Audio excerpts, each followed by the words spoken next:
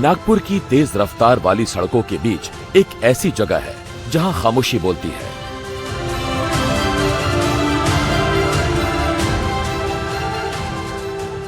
यहां शोर नहीं है, लेकिन बदलाव की आवाज गूंज रही है।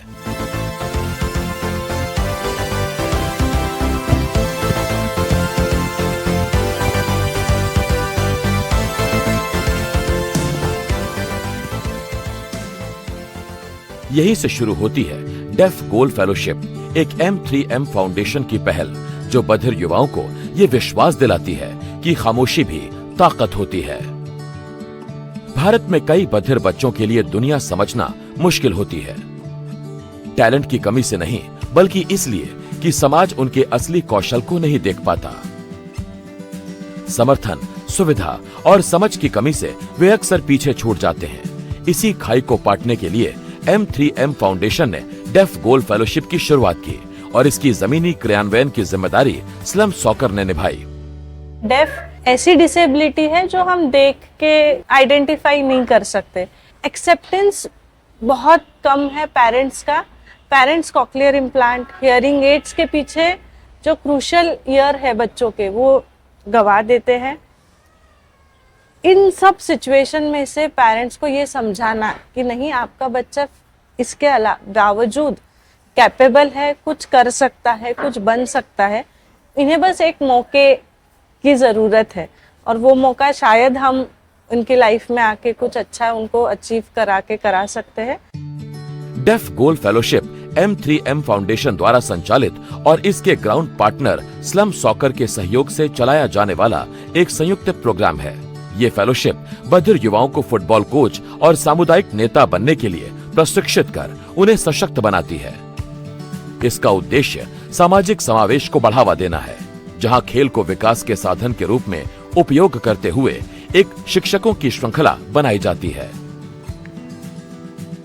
M3M फाउंडेशन ने इस कार्यक्रम की नींव केवल विचार देकर नहीं रखी, बल्कि कॉलेज शिक्षा, साइन लैंग्वेज सपोर्ट, प्रशिक्षित शिक्षकों, विशेष शिक्षण सामग्री और सीखने के अनुकूल वातावरण उपलब्ध कराने में महत्वपूर्ण भूमिका निभाई। M3M फाउंडेशन के समर्थन से तैयार किए गए कक्षाओं में साइन लैंग्वेज जानने वाले शिक्षक सीखने के लिए आवश्यक उपकरण और बच्चों की जरूरतों के अनुरूप शिक्षण संसाधन उपलब्ध कराए गए। इससे बधिर बच्चे पहली बार क्लासरूम की हर बात समझ पा रहे हैं, भाग ले पा रहे हैं और आगे बढ़ पा रहे हैं। जब हम स्लम सॉकर के साथ में जुड़े, जब हमने इनके कार्यक्रमों को देखा, तो तब हमारा ये मुद्दा हुआ कि हम, क्योंकि डेफ बच्चे ऐसे हैं कि उनके साथ में काम करने की ज़रूरत है।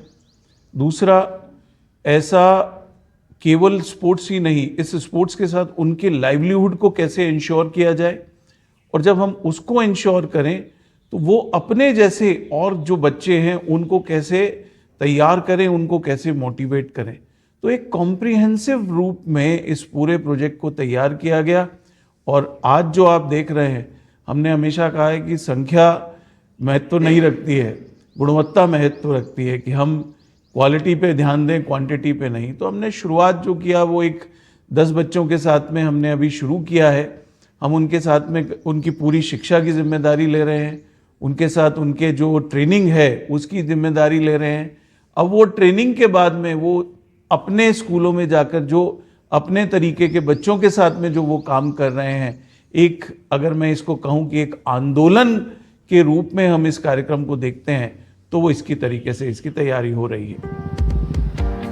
डेफ गोल फेलोशिप के तहत कुछ युवाओं ने आगे बढ़कर सर्टिफाइड कोचेस बनने की उपलब्धि हासिल की। उन्होंने ऑल इंडिया फुटबॉल फेडरेशन का लाइसेंस भी प्राप्त किया और उन बाधाओं को पार किया जिन्हें पहले मुश्किल माना जाता था। M3M फाउंडेशन के समग्र विकास पर जोर देने से ये प्रोग्राम केवल खेल तक सीमित नहीं रहा। इसके तहत युवाओं को डिजिटल डिजाइन, कोडिंग, संवाद कौशल, स्वास्थ्य और नेतृत्व जैसे क्षेत्रों में भी प्रशिक्षण दिया गया। इस तरह यह फेलोशिप युवाओं के लिए नई संभावनाओं और बेहतर भविष्य का रास्ता बन गई। We have typecasted youth, especially the deaf youth, into doing very basic jobs like cleaning, cooking. हमने युवाओं को, खास करके डेफ युवाओं को, अक्सर बहुत ही बुनियादी कामों तक सीमित कर दिया है। जैसे सफाई करना, खाना बनाना, कुछ छोटी मोटी ड्यूटी या कारीगरी का काम। लेकिन सच तो ये है कि वो इससे कहीं ज्यादा आगे जाने की क्षमता रखते हैं। हम चाहते थे कि समाज भी इस बात को देखे और डेफ युवा स्वयं भी यह महसूस करें कि वो इससे कहीं आगे जा सकते हैं। यही इस पहल की संकल्पना थी। आज जब हम अपने डेफ गोल फेलोज की बात करते हैं तो उनके पास कई सपने हैं, और जो सपने वो आज देखते हैं वो इस कार्यक्रम में शामिल होने से पहले उनके मन में भी नहीं थे।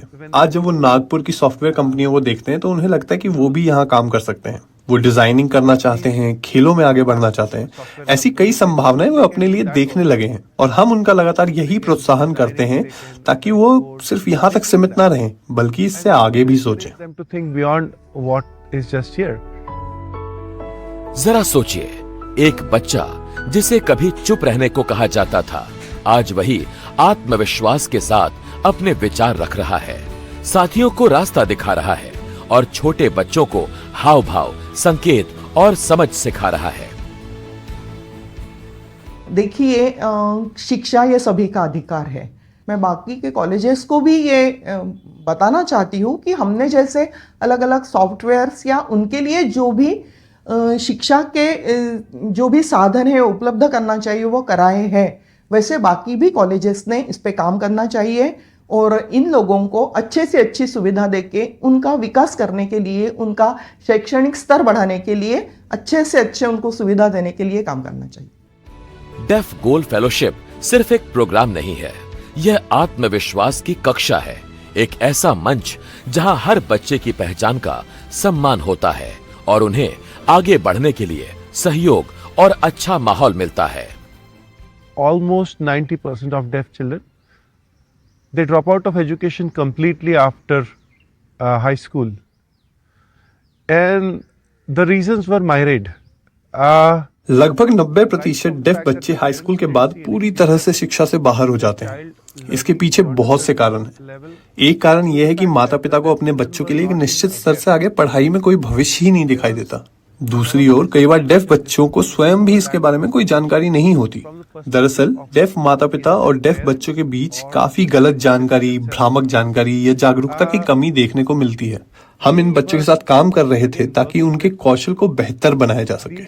सिर्फ फुटबॉल के मैदान तक नहीं, बल्कि ऐसे कौशल भी विकसित किए जा सकें जिन्हें वो मैदान के बाहर अपनी जिंदगी में भी इस्तेमाल कर सकें। Out of the football field.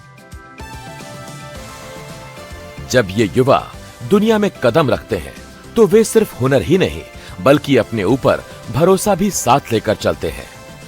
वे पुरानी धारणाओं को चुनौती देते हैं, लोगों की सोच बदलते हैं और हमें याद दिलाते हैं कि प्रतिभा तो हमेशा से थी, बस अवसर नहीं था। यह पूरी कोशिश 2 दशकों से बनी एक मजबूत नींव पर खड़ी है। स्लम सॉकर, जो क्रीड़ा विकास संस्था नागपुर की एक पहल है, साल 2001 में शुरू हुआ था।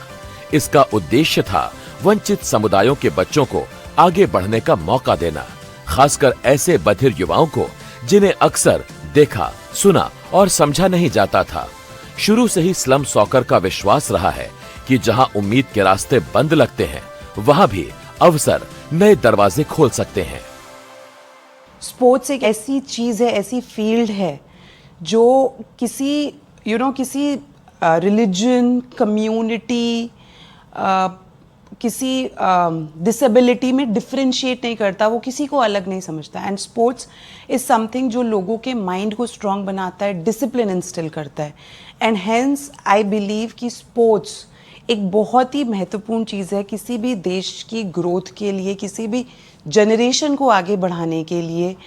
And for children who have disabilities, especially deaf, mute, blind children, for them sports is a easy thing to pick up always because इसमें groups, you always play in teams, आप group में खेलते हो, peer to peer learning ज़्यादा होती है। Education is something, school education specially, जो आपको कभी कभी आइसोलेटेड फील करा देती है बिकॉज उसमें हमेशा कांस्टेंट कंपटीशन होता है, there is no team work. But sports में जब टीम वर्क में आप करते हो, you feel united, you don't feel divided. Nagpur की गलियों से लेकर अंतरराष्ट्रीय मंचों तक इस पहल ने कई लोगों को उनकी पहचान और सम्मान वापस दिलाया है और इसकी कई सबसे बड़ी जीत शोर से नहीं बल्कि खामोशी में हासिल हुई है। मुझे चाहिए कि जैसे मेरी लाइफ चेंज हुई है वैसे भी अलग अलग जो जितने भी डेफ बच्चे हैं, जितने भी डेफ यूथ है, उनकी भी लाइफ चेंज हो। मैंने तो स्किल सीख लिया पर मैं उसका करूँगी क्या? तो मुझे चाहिए कि मैं सारी जो स्किल्स मुझे हैं तो वो मैं सबको सिखाऊं और मैं एक चेंज ला सकूं जो मैं आगे बढ़ाऊंगी और मैं बच्चों को भी सिखाना कंटिन्यू करना चाहती हूँ।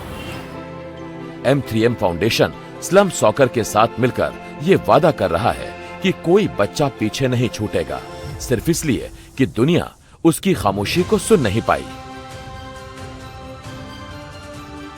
ब्रेक के बाद हम चलेंगे उज्जैन, जहां आंसू उम्मीद में बदल गए और कई जिंदगियों ने पहली बार मुस्कुराना सीखा।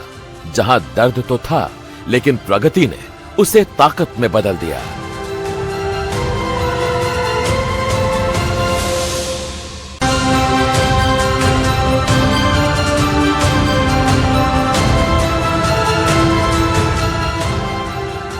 कभी कभी उम्मीद की एक छोटी सी किरण भी सबसे अंधेरी जिंदगी को रोशन कर देती है।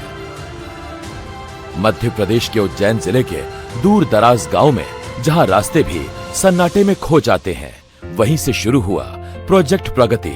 यह एक ऐसी कोशिश है जिसने सैकड़ों दिव्यांग लोगों के जीवन में नई रोशनी ला दी। यह संभव हुआ मध्य प्रदेश विकलांग सहायता समिति और M3M फाउंडेशन की मजबूत साझेदारी से।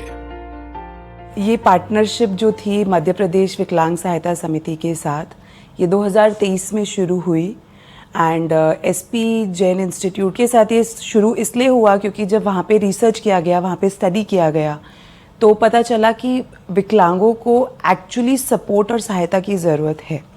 और ये वो लोग हैं जिनके पास पोटेंशियल है काम करने का, लेकिन इनके पास गवर्नमेंट स्कीम से लिंकेजेस नहीं है, फंड्स नहीं है, सपोर्ट सिस्टम नहीं है।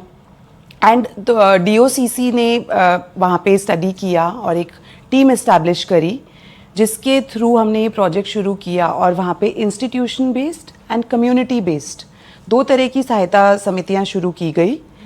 सो इंस्टीट्यूशन बेस्ड शुरू किया गया उनके लिए जो विकलांग या फिर दिव्यांग बोलेंगे, जो लोगों को डेली थेरेपीज़ की ज़रूरत है, कांस्टेंट फैमिली सपोर्ट चाहिए, रेगुलर सुपरविजन लगता है और जो अपने आप से खुद कुछ नहीं कर सकते। और इन लोगों के लिए government schemes, policies, funds exist करते हैं, सरकार की बनाई हुई स्कीमें हैं, लेकिन ये लोगों की वहाँ तक पहुँच ही नहीं है। इनको पता ही नहीं है कि यूज़ कैसे करना है या वहाँ उनका इस्तेमाल उन तक पहुँचना भी कैसे है। ना सरकार लोगों तक पहुँच पाती है, ना लोग सरकार तक।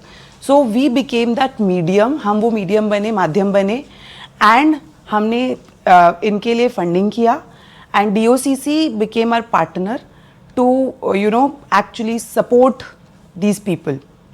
एंड व्हाट हैपेंड वाज इन लोगों को एक नई जिंदगी, नया जीवन शुरू करने का मौका मिला इससे। हमारा मेन फोकस है इंटेलेक्चुअल डिसेबिलिटी, डिसेबल्ड बच्चों को समाज में मुख्य धारा में लेके आना, उनको परिवार और उन बच्चों को सहारा देना है। हम दिव्यांग बच्चों को स्कूल, थेरापीज और कम्युनिटी बेस्ड प्रोग्राम में कार्यरत है। इस प्रोग्राम में हम बच्चों को ढूंढते भी हैं और उनको जो जरूरत है उसके आधार पर हम फोकस करते भी हैं। नीतियों और जमीनी स्तर पर मिलने वाली सुविधाओं के बीच के अंतर को देखते हुए मध्य प्रदेश विकलांग सहायता समिति ने दिव्यांग जनों को भारत सरकार की योजनाओं से जोड़ने की पहल की। इसके लिए स्वावलंबन पोर्टल पर चल रहे UDID प्रोजेक्ट के जरिए काम किया गया। UDID कार्ड दिव्यांग जनों के लिए एक डिजिटल पहचान है। इससे उन्हें देश में कहीं भी सरकारी योजनाओं और सुविधाओं का लाभ लेने में आसानी होती है।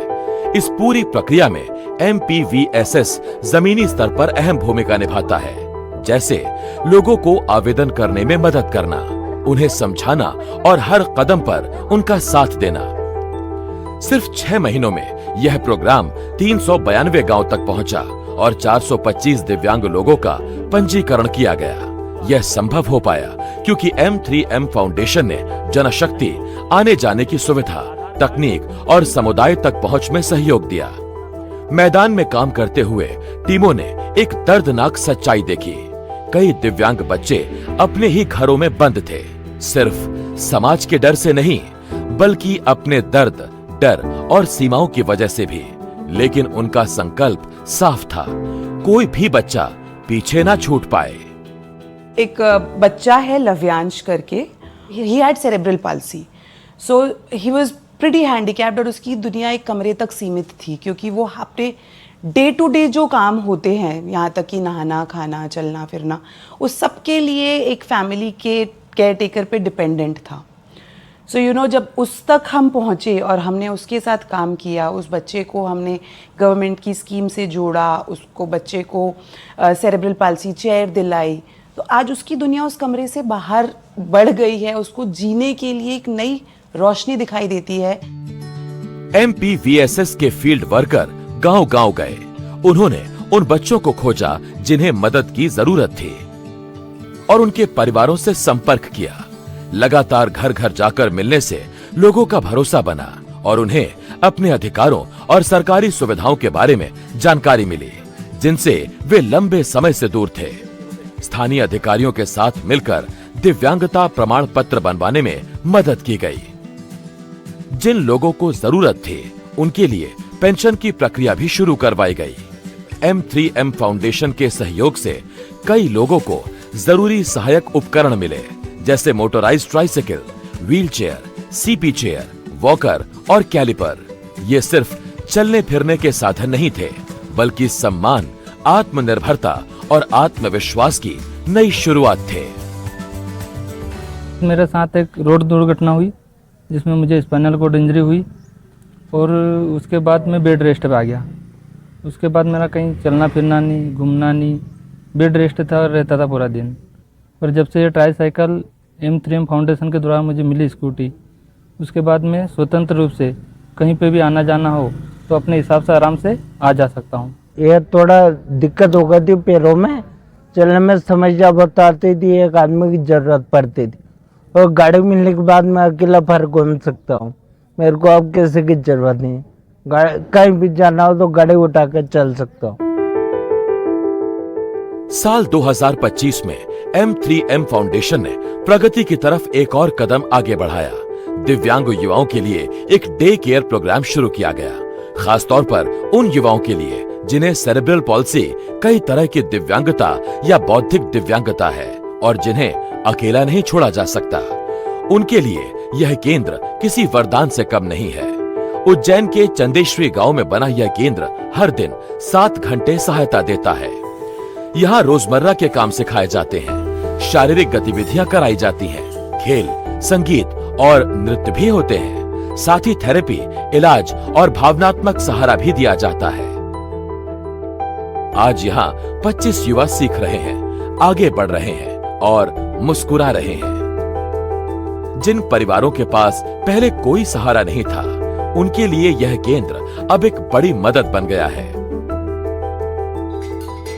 M3M फाउंडेशन ने सिर्फ इमारत नहीं बनाई, उन्होंने अपने आर्थिक और दूसरे सहयोग से इस केंद्र को चलाने में भी मदद की। यहाँ प्रशिक्षित थेरेपिस्ट हैं, गतिविधियों के लिए जरूरी सामान है और इस केंद्र को हर दिन ठीक से चलाने की व्यवस्था भी की गई है। 1 साल का था जब से हम लोग मनोविकास स्कूल से जुड़े हुए हैं। वहाँ पे जैसे हाइड्रोसेफेलिस है वो बच्चा, तो उसका नेक कंट्रोल, स्पाइन कंट्रोल, वहाँ जो फिजियोथेरेपी, स्पीच थेरेपिस्ट, हम लोग काफ़ी टाइम से जुड़े हुए हैं और उससे मतलब बहुत ज़्यादा हमको मतलब फ़र्क है। जैसे वो आते हैं स्कूल, मतलब सुबह इतना नेक कंट्रोल हो गया उसका कि स्कूल आता है सुबह से लेके शाम 4 बजे तक बैठ पाता है। जैसे वैसे हाइड्रोसेफेलिस में नेक कंट्रोल और स्पाइन कंट्रोल नहीं हो पाता है। मेरी बिटिया 31 साल की, और वो जब पैदा हुई उसके दूसरे दिन से ही हम लोग डॉक्टर्स के पास लेके गए थे। उसकी आंखें भी नहीं खुली थी ऐसी। वहाँ से डायग्नोस किया तो पता लगा कि वो डिलेड माइलस्टोन और ऑटिज्म है। तो फिर उसको बोला स्पेशल विद्यालय में रखिए, पर हमने उस समय इतना केयर किया नहीं। और आखिर रास्ते में 10 साल के बाद फिर जब हमें लगा कि वाकई ये नहीं, हम स्कूल में नहीं जा पा रही है, फिर हम मनोविकास लेकर के आए थे। तो यहाँ जब वो रही तो धीरे धीरे उसको सोशल बिहेवियर सिखाया गया। डे केयर के रूप में M3M फाउंडेशन और DOCC मिलकर के एक स्पेशल प्रोग्राम चला रहे हैं। फिजियो तो होता था उनका, ट्रेडमिल वगैरह ये सब करते थे, लेकिन ये जो एक्टिविटीज़ मैंने अभी देखी कलर वाली और ये ये एंथ्रियम फाउंडेशन ने वाकई अच्छी शुरुआत की। कम्युनिटी बेस्ड पहचान और सरकारी योजनाओं से जोड़ने से लेकर इंस्टीट्यूशन बेस्ड देखभाल और प्रशिक्षण तक M3M फाउंडेशन ने प्रोजेक्ट प्रगति को एक ऐसी राह बना दिया है जहां सम्मान, आत्मनिर्भरता और मुस्कुराहट हर दिन बढ़ती है। डिसेबिलिटी एक ऐसा मुद्दा है, एक ऐसा विषय है जहां मुझे लगता है कि ना धर्म है, ना जात है, ना कोई ऊंच है, ना कोई नीच है। ये एक ऐसा सेक्टर है जहां पर बिहेवियर जो है वो आम कम्युनिटी का बहुत महत्वपूर्ण होता है। तो मैं यही कहना चाहूँगा कि अपना चश्मा जो है उसको साफ करने की ज़रूरत है, चांद में दाग नहीं।